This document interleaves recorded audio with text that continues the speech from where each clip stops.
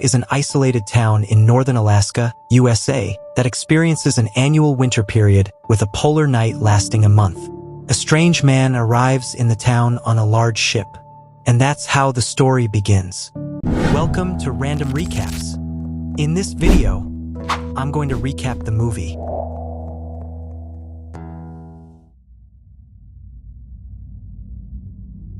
Two sheriffs, Eben and Billy, realize that someone has stolen and burned satellite phones. They sense something strange is happening but aren't sure what. The town of Barrow prepares for the month without sunlight. Many of the residents leave, as they don't want to spend an entire month without daylight. Among them is Stella, who was Eben's wife.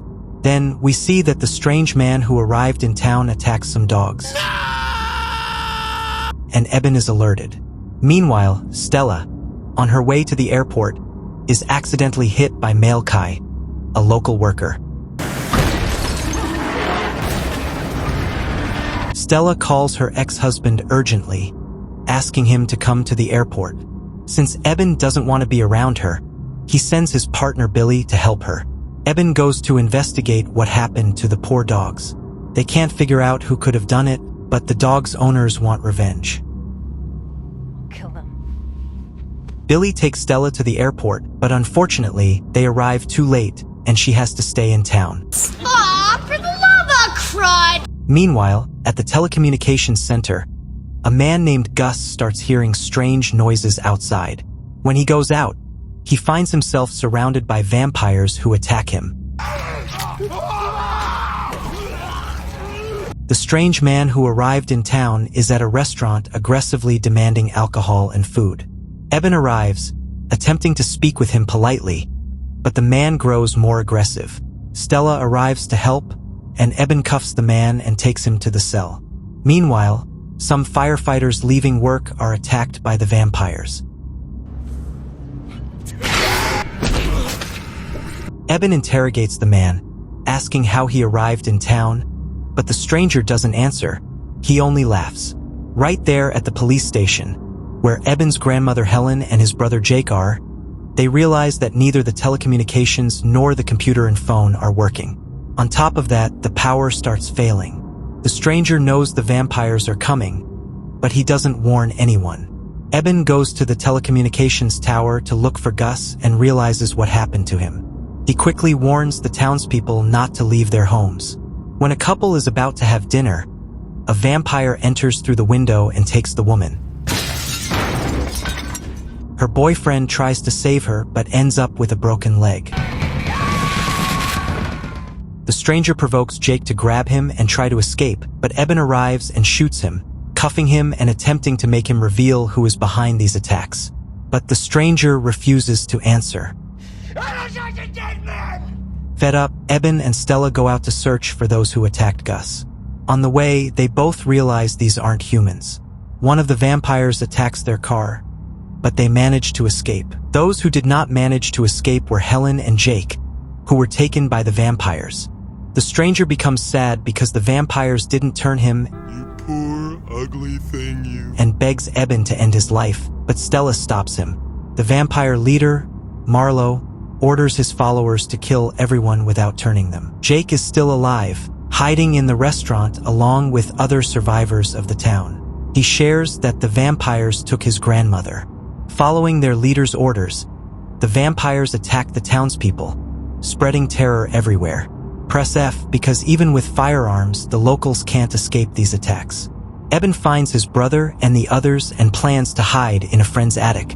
Meanwhile, he and Stella look for a way to stop the vampires, but they're attacked on the way. They're about to be caught when a friend named Bo rescues them. Together, they head to the house with the attic. There, the survivors hide, listening to what the vampires are doing outside. Vampires don't exist, Jake.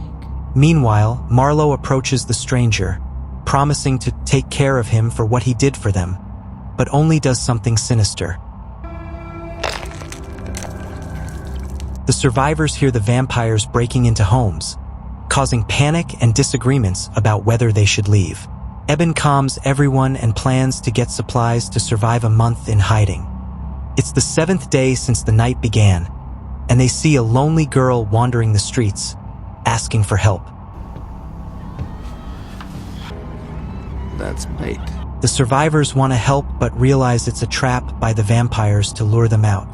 Eben takes advantage of the vampire's distraction with the girl to go out. After witnessing her torture, he finds another survivor hiding under a house. Eben tries to save him but realizes the man has already turned into one of them. Come on, man. He grabs an axe and attacks.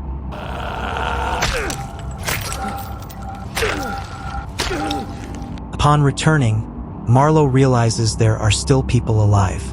In the attic, a man named Isaac, who suffers from amnesia, tries to leave. His son, Wilson, and Stella stop him, and the man asks to go to the bathroom only to attempt an escape through the window. Wilson accidentally hurts Stella by rushing to find his father.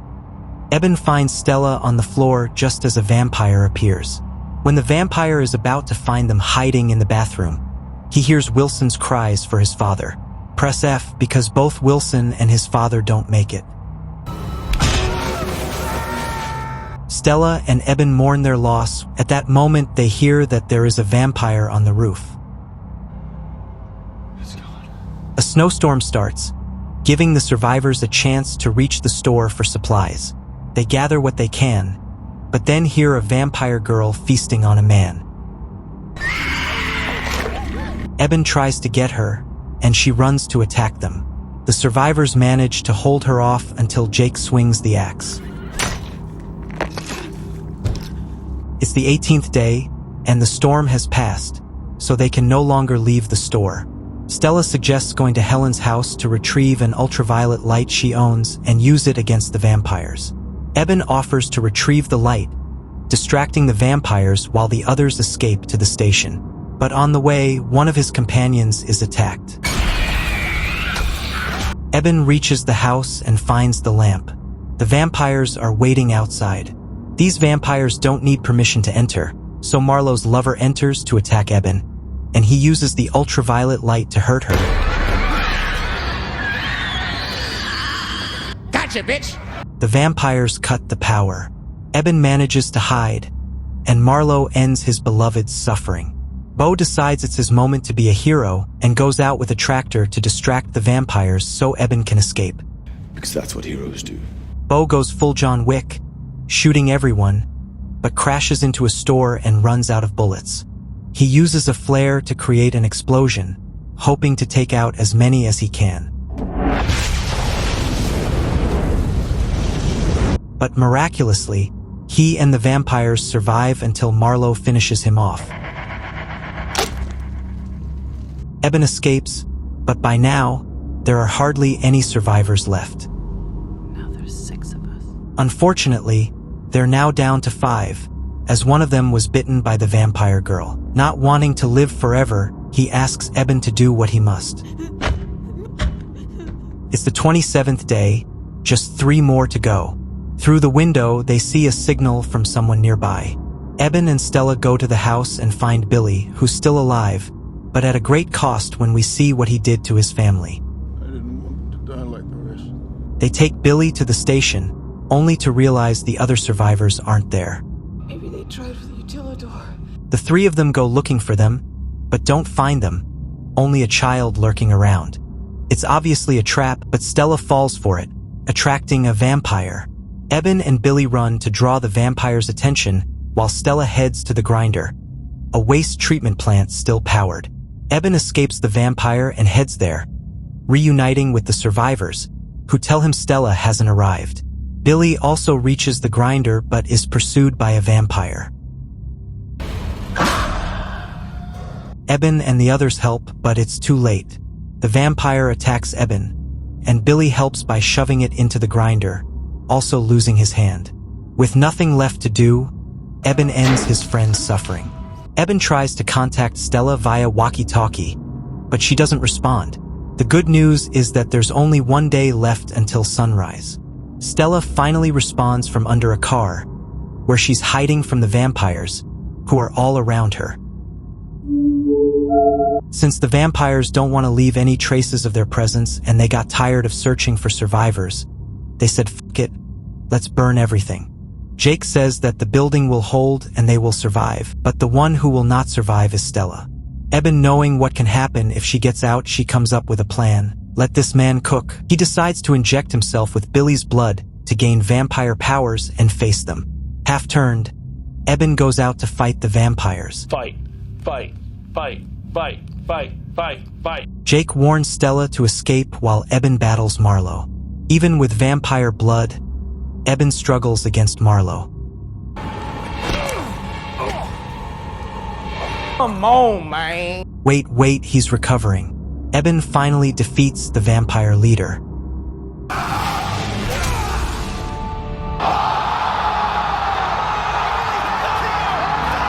The sun is about to rise, and the remaining vampires flee.